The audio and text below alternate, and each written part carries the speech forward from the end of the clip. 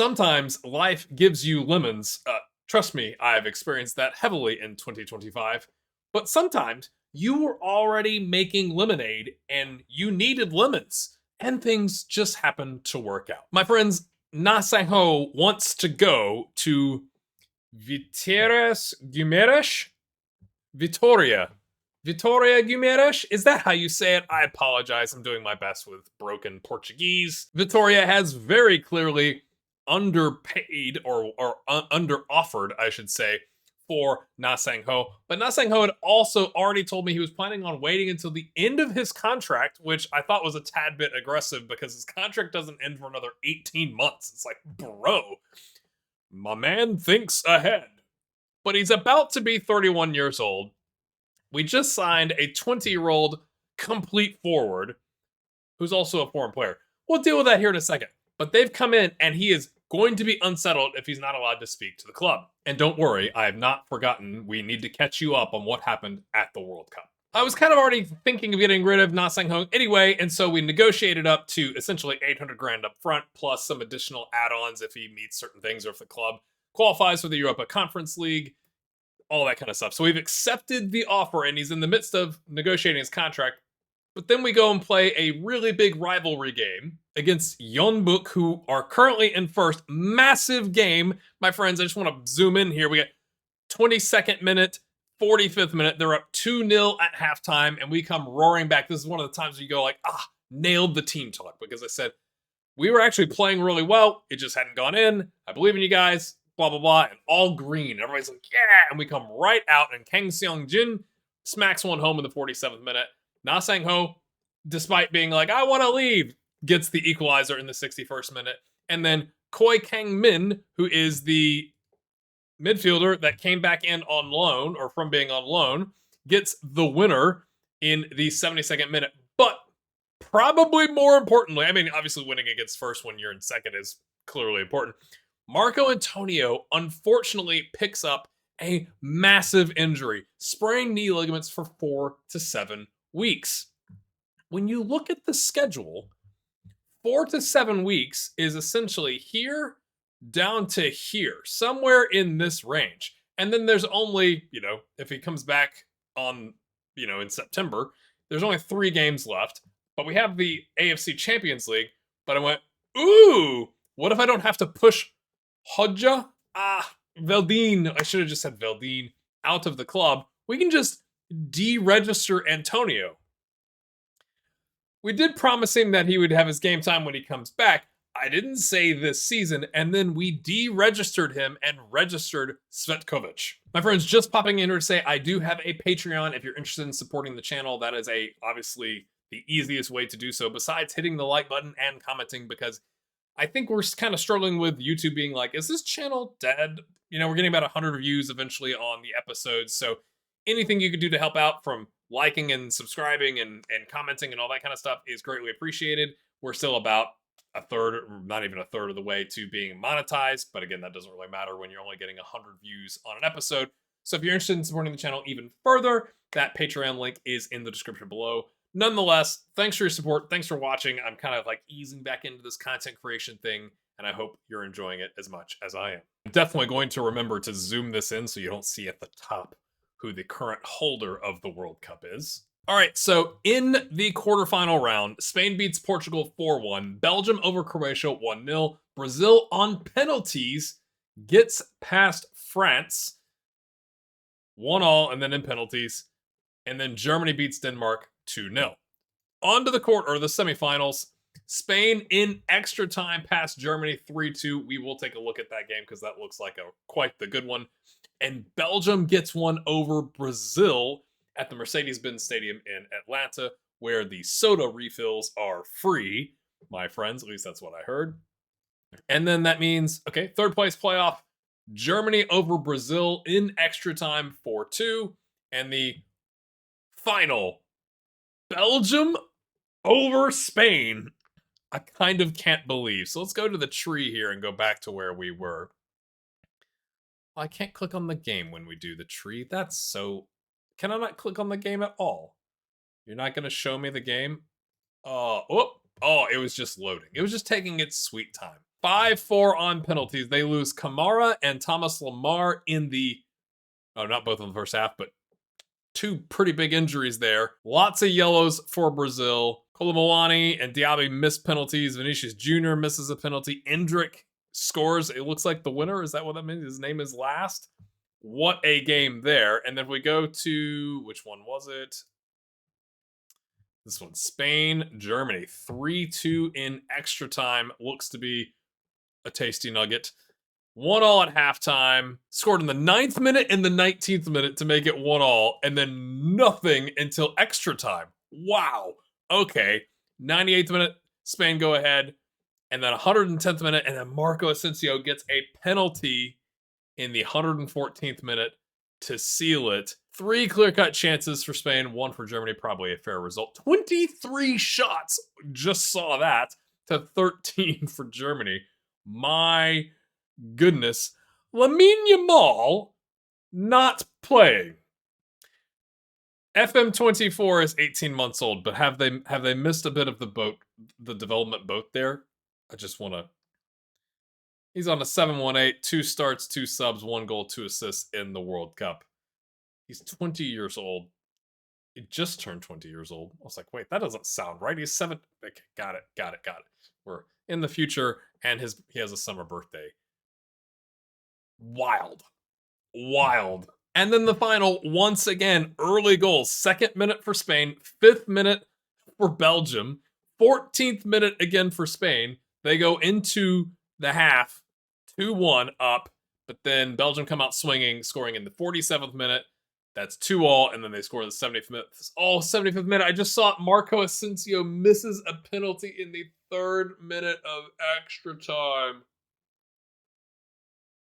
Oh, obviously that impacts the XG of a 3.06 to 1.93, but Spain creates 3 clear-cut chances to Belgium's 1. Unai Simon on a 6.1 goalkeeper rating. Not the best showing, you might argue there. Lamar comes in, I guess, for an injury? Wait. Or maybe this means it's right at the half. There's a 6.3. Not Spain's day. Kevin De Bruyne on a 7.9 in the 10 roll. Lukaku still somehow around. Unbelievable. Now that fun is over, we signed James McAtee. Yeah, 19 and a half grand a week. Yeah. Yep. 2027, 2028, 2029. 3-year deal, star player with a minimum fee release clause of $3 million. So I don't think he'll be around very long.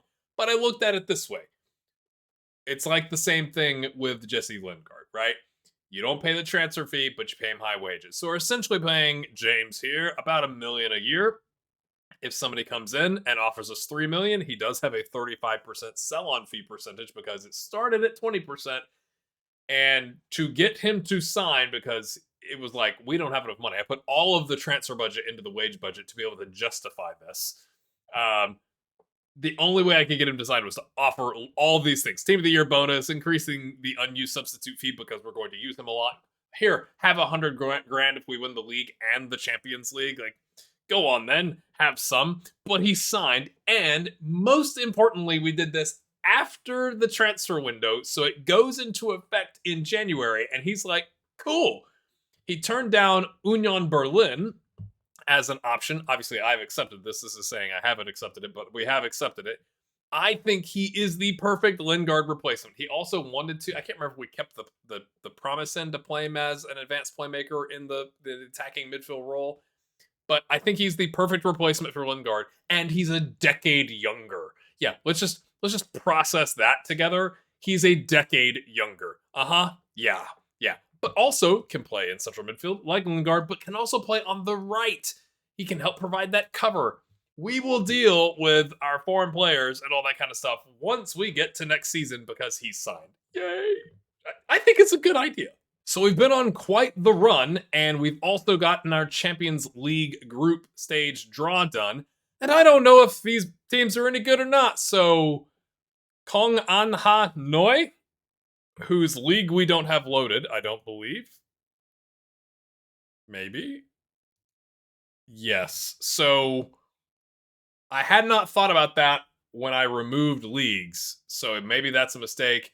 Guangzhou in the Chinese league, again, same thing. Have we kind of made ourselves get into this a lot easier? I had not thought about that. Hiroshima, I just want to point out Kagoshima in 17th. We will do a check-in with them before the episode is over, but they are on 26 points. Hiroshima, on the other hand, are just in 15th on 32 points. So maybe we've got a chance. And then us.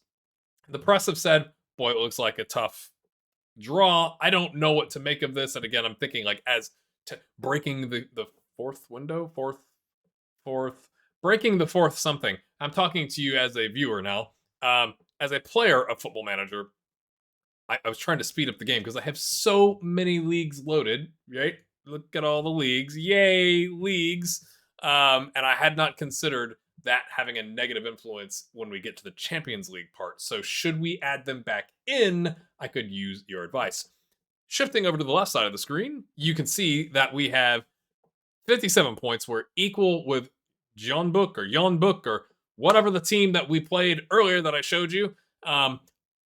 Pohang, who the media predicted to be in 6th and last season finished in 9th, are currently top of the league by 4 points. I don't know what to make of that. Ulsan, who won the league, are in 40. They're not even in the Champions League places. So very odd season here in South Korea. But you're saying we have a potential chance? I mean, at the end of the day, the league splits in 6 more games. So we are safe, I think. I mean, pretty much safe to be in that split. If I'm remembering the rules correctly. Oh dear, let's go take a look at the rules. Splits into after 33 games. And Group A we'd be in there and we'd play each other once to see what happens. So, yay. But we've been on quite the run, even with the disruption, I would call it, with Marco Antonio going down with injury, Na Sang-ho leaving eventually. We did delay his agreement until after this game, where I was like, well, I'm going to keep him one more game, and he did a 6.3. So thanks for sticking around, sir. But Svetkovic comes in and immediately scores 4 goals in 3 games. So that's actually worked out. I'm going to bring him back next time with first place behind, because that's a 6-pointer. They're 4 points ahead of us.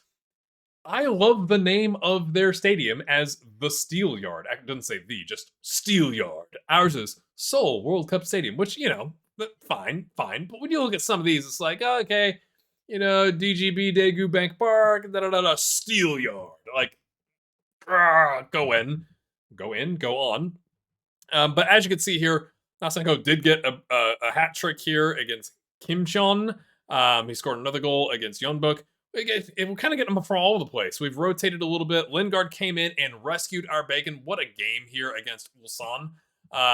They go up 2 goals early, kind of back-to-back in the 30th and 34th minute. Svetkovic comes back and scores in the 36th minute.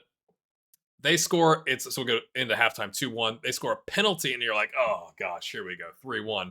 But Diego Hernandez comes in, claws one back, and then I subbed Lingard in because Hernandez had started, I believe. No, that was later. Hernandez had come in for Kang Seong-jin. Lingard had been on the entire time, but he was like, not today. And he gets a brace and an assist. Obviously, he scores 2 kind of relatively back-to-back, and they were quite good. Let's go watch that. So I don't really remember this, but Hernandez is coming out of the way. This is the one in the 72nd minute. Falls down. Lingard just rifles it home. Okay, that was all right.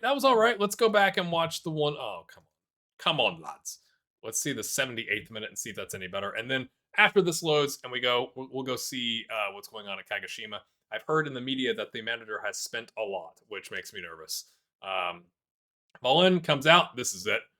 Volley, kind of a heavy touch. Dribble, slices it right in. 4-all. You got your money's worth because they come back and you're like, oh wow, it's whatever. 4-3. We've come back, lads. And then of course they score in the 82nd minute too. And it's like, you know what? Fair result.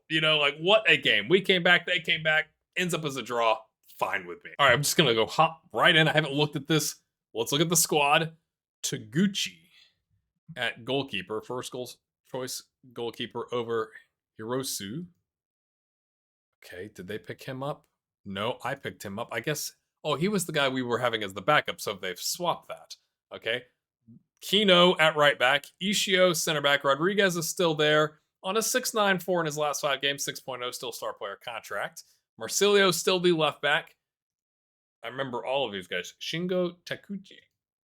Okay, the whole 700 grand for a 671. Not the best.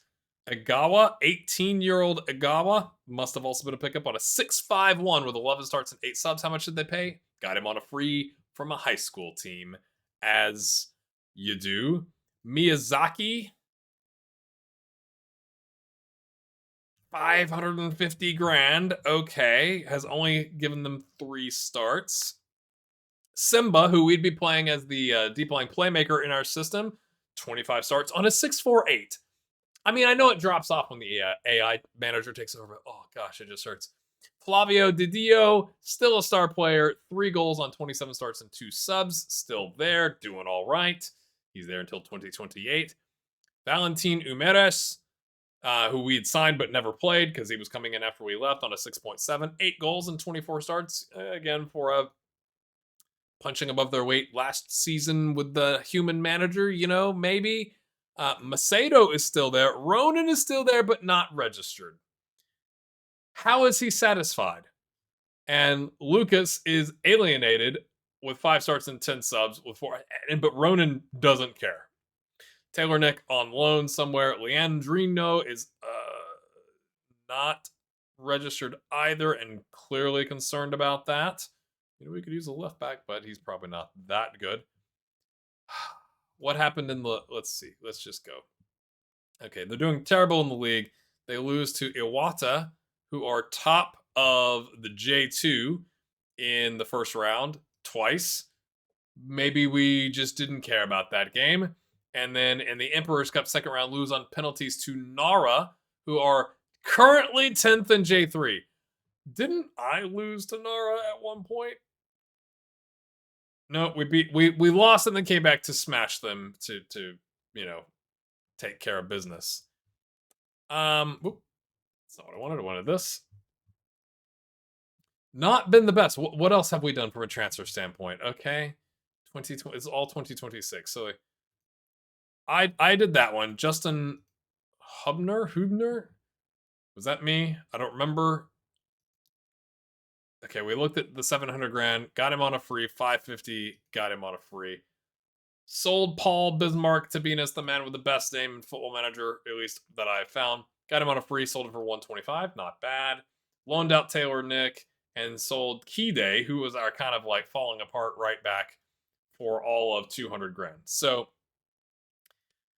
as you do, it's disappointing, but like you kind of expect it. This was the C Osaka head coach, and then he took over. To be fair, not that impressive, says the man with these attributes. Still sitting on 50% myself. Just to kind of give you a peek here, and this will be the wrapping up of the episode, we got 7.7 million in the bank. We still have 439 in the transfer budget because of the transfer of Na Sang Ho, and our wage budget is clearly good. But again, you have to think, add 20 grand onto the 152 currently, and you're at 172 once James McAtee gets here. Maybe we get more next season. Maybe we get less. Who knows? But next episode, my friends, I will take you, because this is an important game. I think we might do a double header. We might do the game against Pohang. Pohang? No, it's Pohang, surely. First place game, first, second, right? Yeah, tied second. Goal difference. And then hop forward to see what it's like to play in the AFC Champions League. We're at home, so as you do. And I'm also wondering, although I haven't seen this. I'm like, have I just like 4D chess this where we can register Marco Antonio for this? It doesn't say that we can't, and that it uses the same registered players. But also when I go to registration, there's not like a drop down for me to select. Oh, there is. Nope. It just doesn't have the AFC Champions League loaded yet. So maybe that's how we keep Marco Antonio happy until next season is, hey man, I registered you for the Champions League. You're more important than the league, right? Right? Or maybe I bottled it, but it's working right now. We'll see you next time. Have a good one.